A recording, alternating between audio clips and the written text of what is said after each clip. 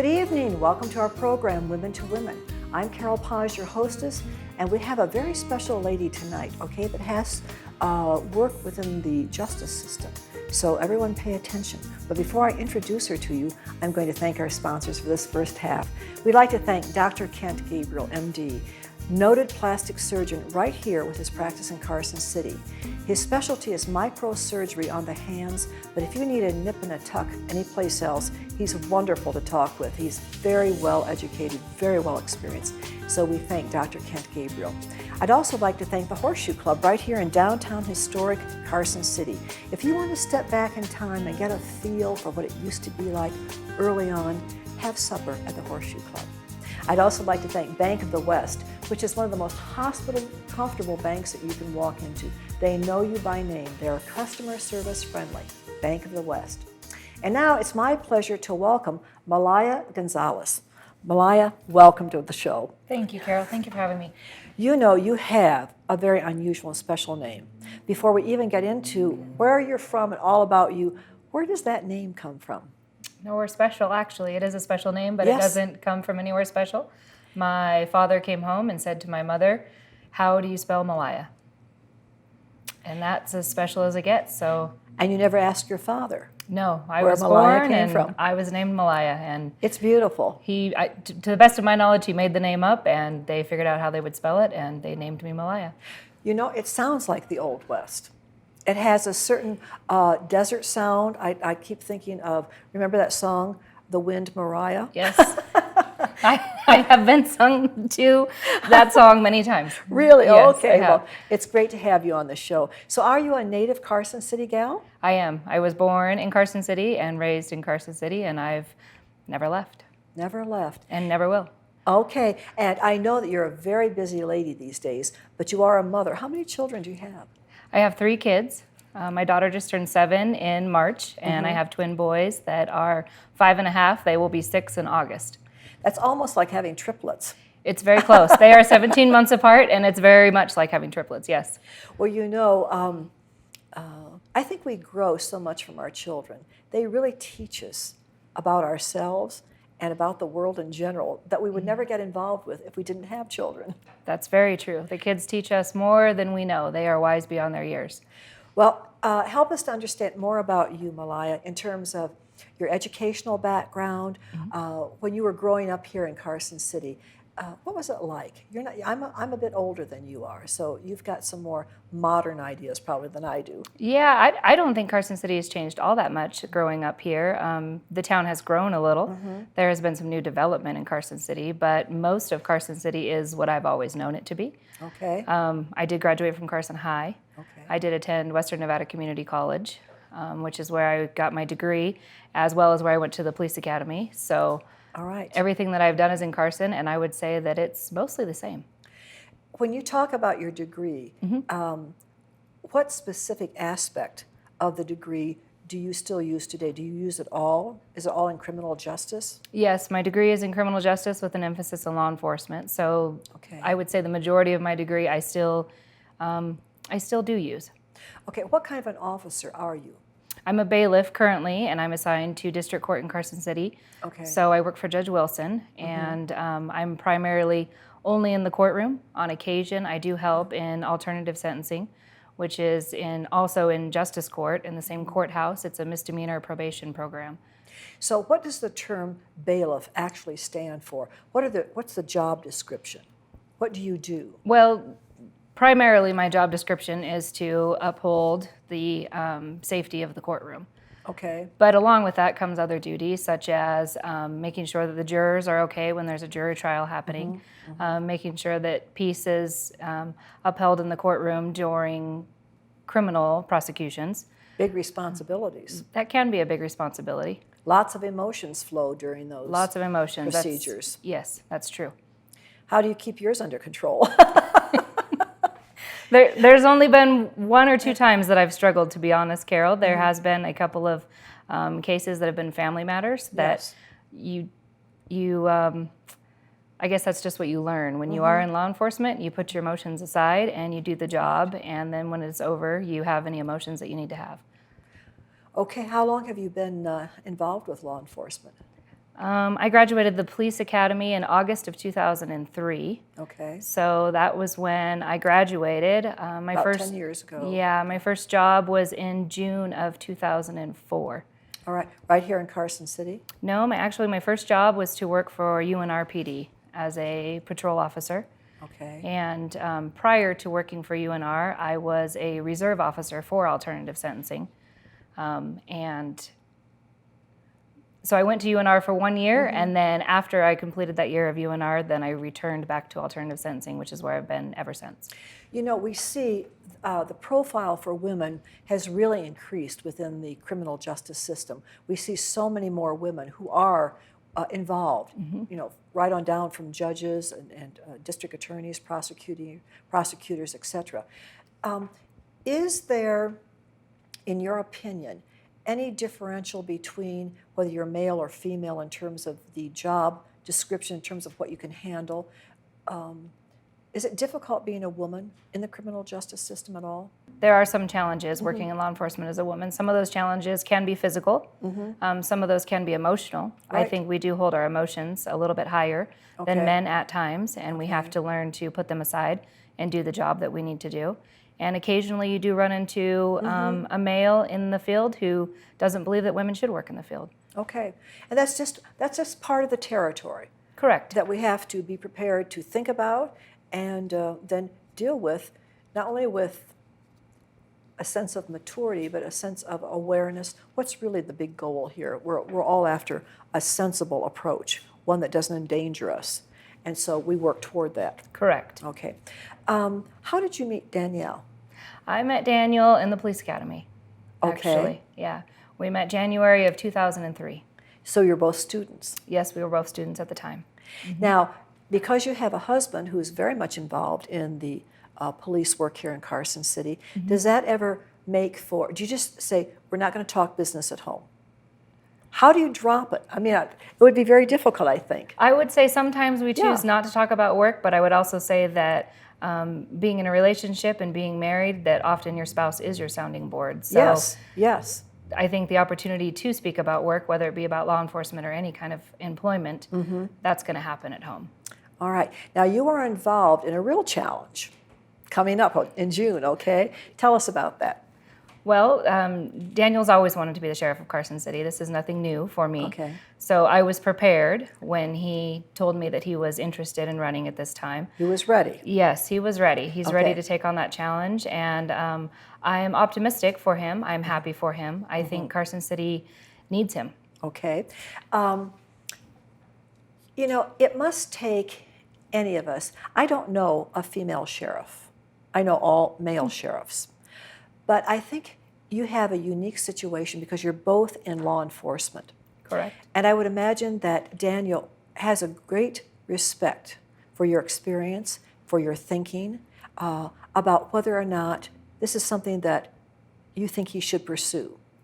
And it affects your relationship as husband and wife. It affects your family-ship because of the time involved. When you were waiting for Daniel to make up his mind, what were some of the thoughts that you as a mother or as a wife were going through? Well, to answer your question, I think that we have a strong enough marriage that regardless of whether we're both in law enforcement or not, that we made that decision as a couple. Yes. And we made that decision as a team approach. Okay. Daniel would never choose to run for sheriff if his family was not supportive of him Right. doing that. And we had multiple conversations prior to him letting others know or letting the public know that he was going to choose to do that. We had lots of conversations regarding how will it affect our family life, how will it affect our children.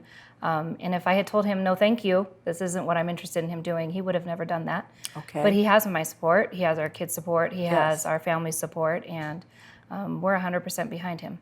What do you see happening with the children, with their father, their dad, running for this position? Well, the kids are, they're young, so Yes. they're cute, and we drive around town and they say, look, there's Dad again. And they point him out on the signs, which is fun, and Yes. they're kids are resilient, they say what they want, they think what they want, and they are actually much more intelligent than we give them credit for most of the time. Oh, so yes. Oh, they are yes. learning the process right alongside of us. They are learning about voting on June 10th, they're learning about early voting, they are learning about how many votes you need to win, they're learning that there are more than 2 people running, so that's why we're having a primary election. All of the information that we've been able to share with them, they are learning at the same time.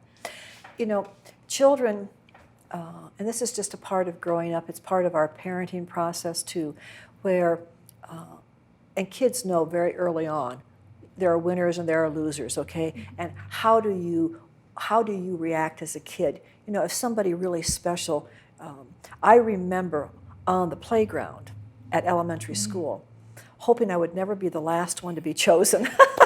Standing against the brick wall, hoping you were not the last. Yes. Yes, yes.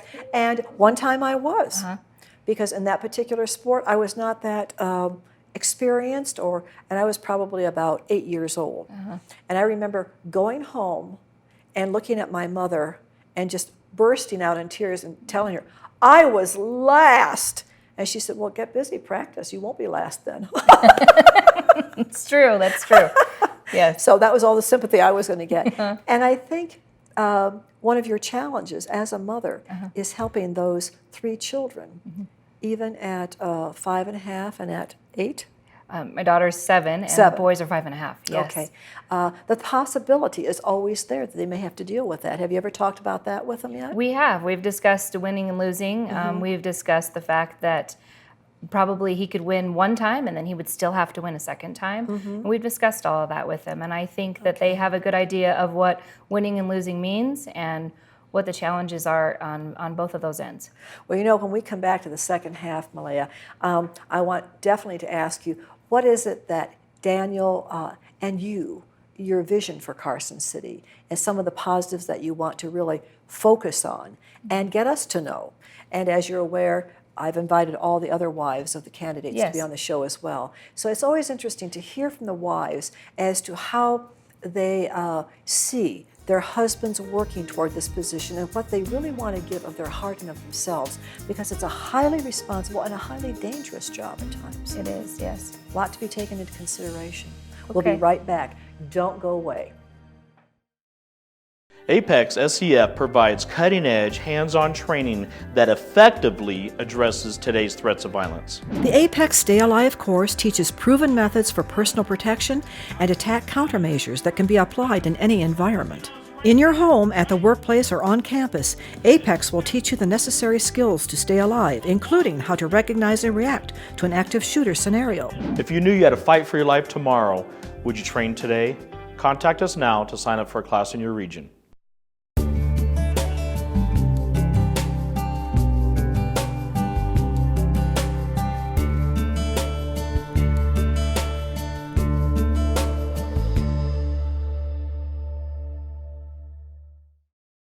Hi, I'm Stephen Lincoln with CarsonCityHomes.com, Carson City's original online real estate resource.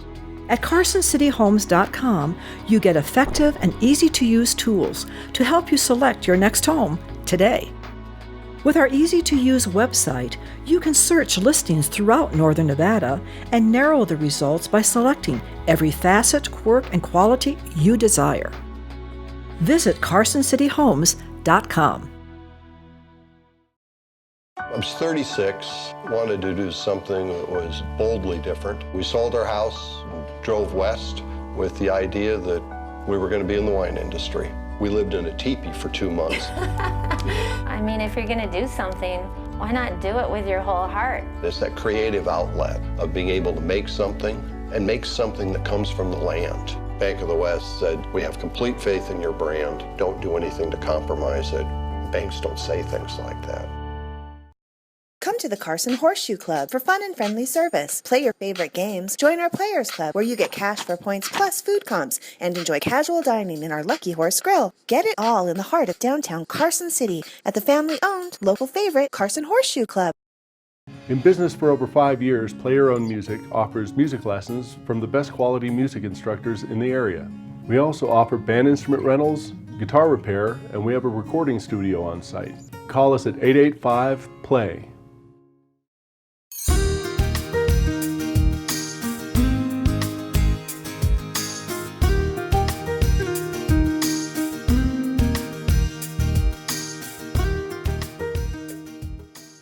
Welcome back to the second half of Women to Women.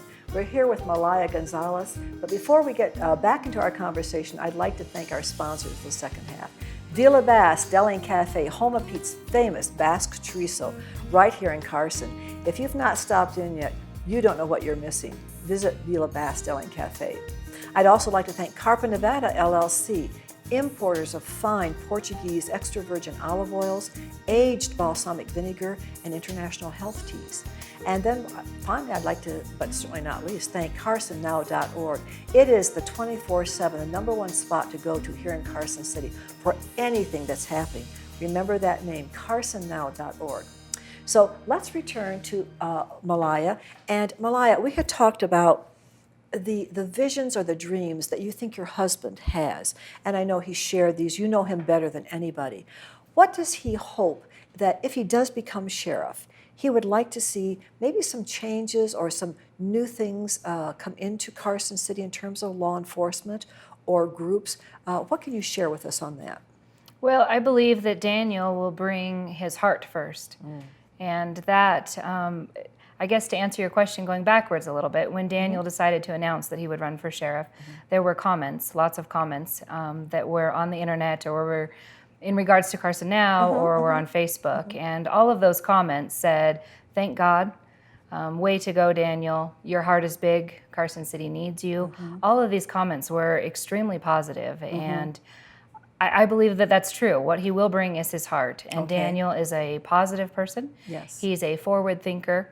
He is somebody that will get involved and do things that need to be done, whether it's to help somebody that needs to be helped, whether it's to change things internally, whether it's to be more fiscally responsible, whether it's to put more officers on the street. Whatever needs to be done, he'll find a way to do it, and he will move forward in creating whatever projects needs to be created. And you know, this process of election is a great teacher itself, isn't it? It is. Because you come across situations, you come across conversations, you come across public meetings where oftentimes you wonder, and I'm thinking now of Daniel because I've in my own background, in my own career, people sometimes misunderstand what you're saying. And they walk away with more confusion than clarity. And you have to know how to deal with that. You have to know how to deal with questions perhaps that you've never been asked before.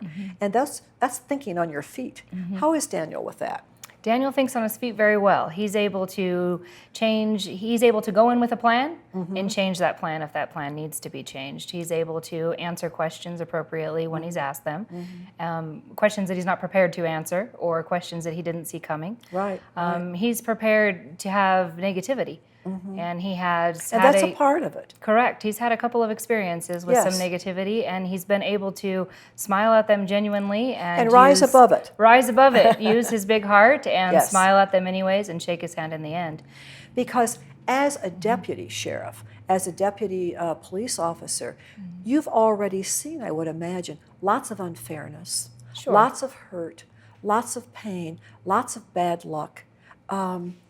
Situations that you internalize not only in your heart but in your brain, and those are memories that don't go away, and you have to deal with those. You have to work with those.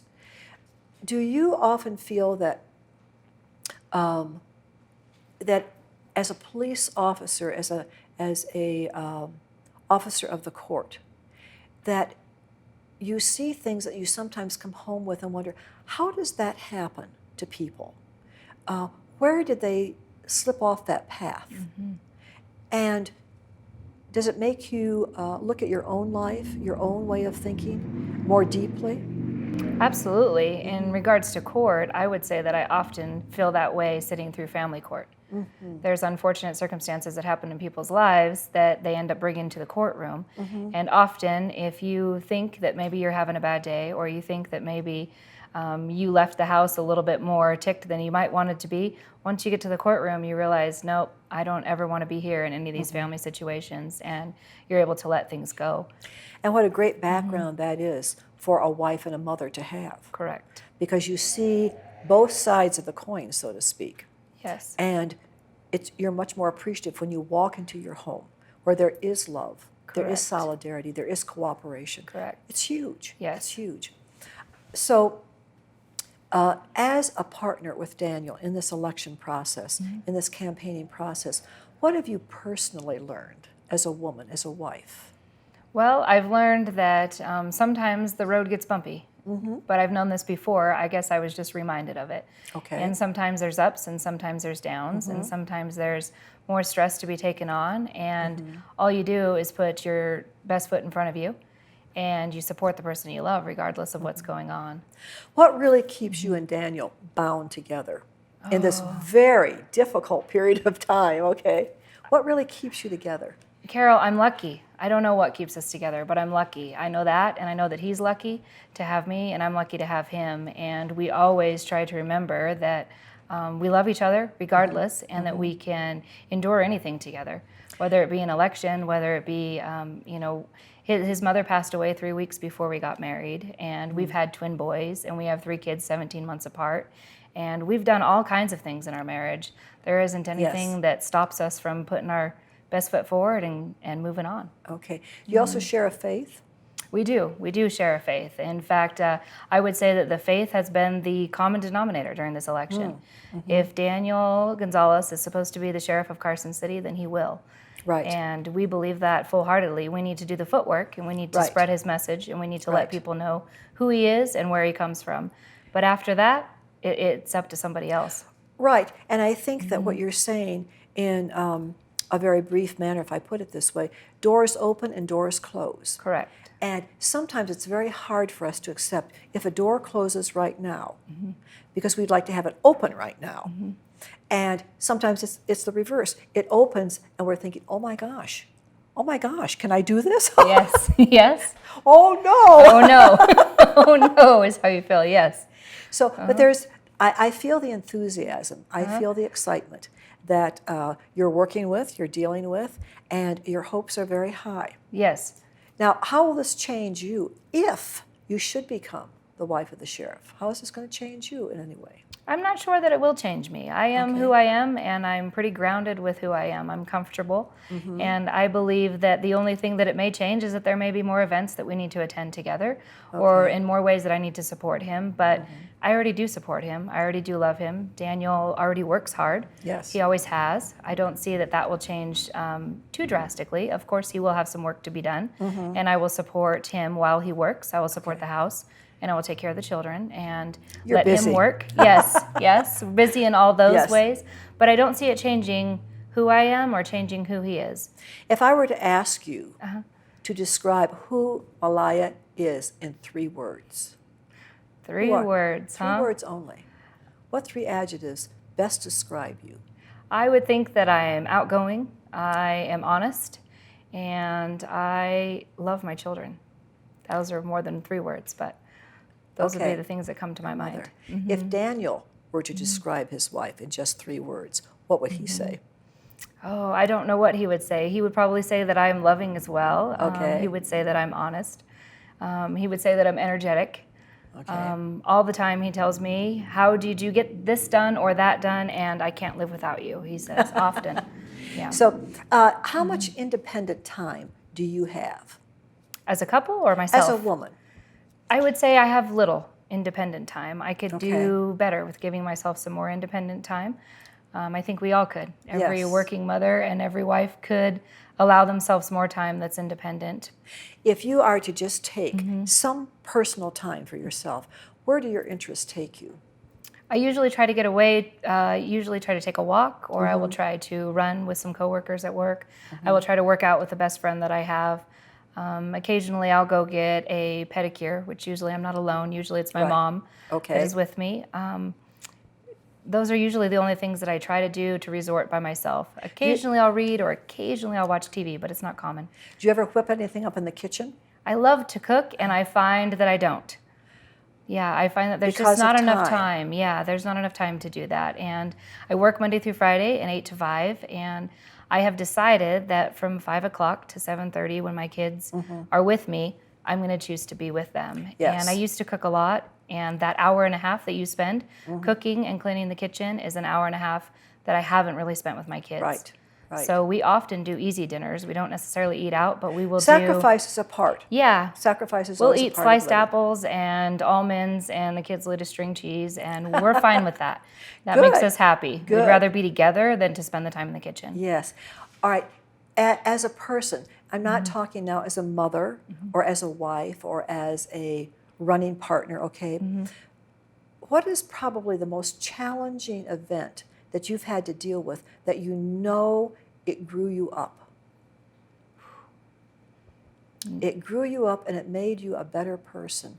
It developed, as you said before, character. And it didn't hurt you in the long run. It might have hurt in the beginning, but in the long run, it made Meliah a better person. Not including my marriage and not including motherhood, which would be the things that I think grow you up the most. Prior to that, I would say it's just my upbringing in general. There was some bumpy roads growing up, and there were some different events that took place. And I have always been a person who has said, looking back on all those events, I wouldn't change them, and I wouldn't trade them in, because they've made me who I am, and they've made me compassionate to other people's circumstances. Yes. And they've given me the ability to lend out a hand or a heart to somebody who may need it. It's almost as if God is preparing you in advance to use you in somebody else's life when they need it most. That's probably very Yep. true. Absolutely. Well, we thank you very much for coming on tonight and sharing you. all that you did. Okay? Thank you, Carol. I appreciate it. We wish you the best of luck for both you and Daniel and your family. Okay? All right. All right. Thank you. And we thank our audience for being with us tonight. Please return next week for a brand new guest. In the meantime, stay well. Good night from both of us.